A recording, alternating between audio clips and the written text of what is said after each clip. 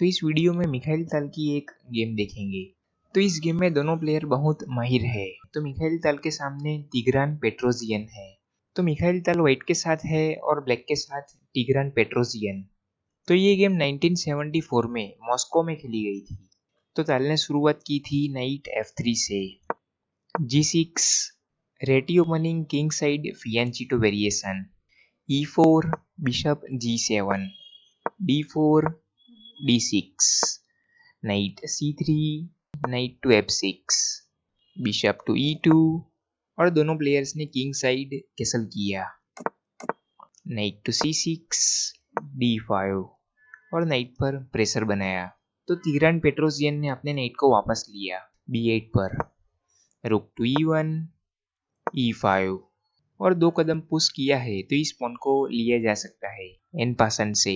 तो ताल ने इस पॉन को कैप्चर किया D takes C6 bishop takes E6 bishop F4 H6 knight D4 और बिशप को लेना चाहते हैं ताल, लेकिन तिग्रान पेट्रोजियन अभी एक्सचेंज करवाना नहीं चाहते।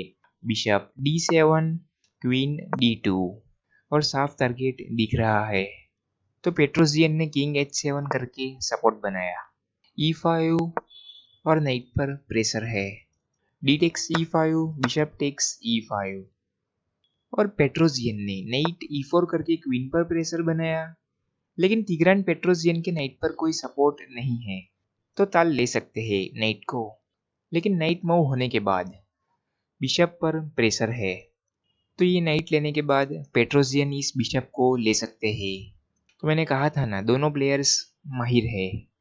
तो क्वीन पर प्रेशर है तो ताल ने नाइट को ले लिया knight takes knight bishop takes bishop knight to F3 और बिशप पर प्रेशर है बिशप G7 रुक A2 E1 और ये बिशप नहीं हट पाएगा यहाँ से क्योंकि क्वीन के साथ रुक भी चला जाएगा।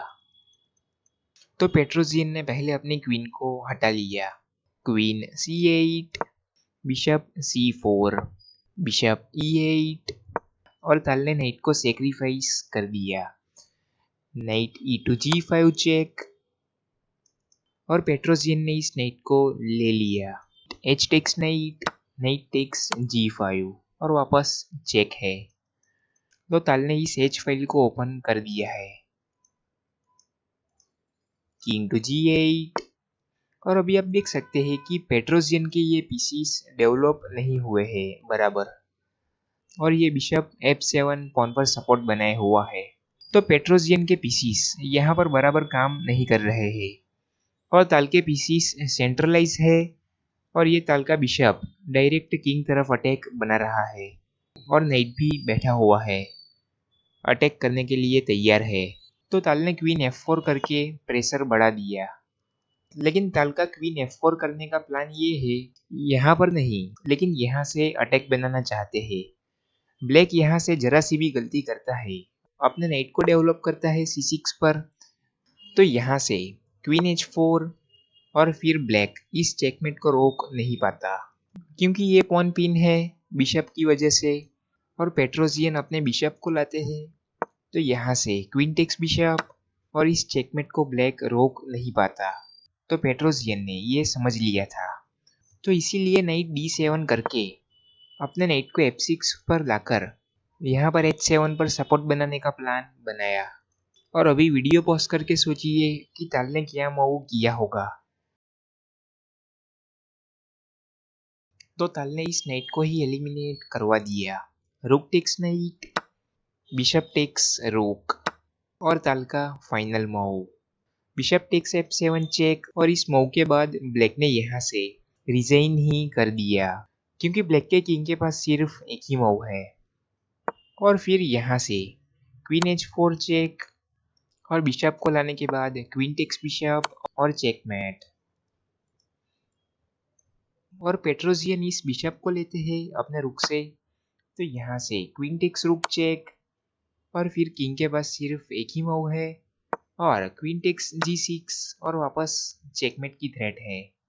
और फिर यहाँ से बिशप F5 आता है, तो पहले तो नाइट F7 चेक दे सकते हैं और फिर किंग मूव होने के बाद नाइट H6 और ये बिशप पिन है और किंग F8 पर नहीं आ पाएगा क्योंकि क्वीन F7 और चेकमेट।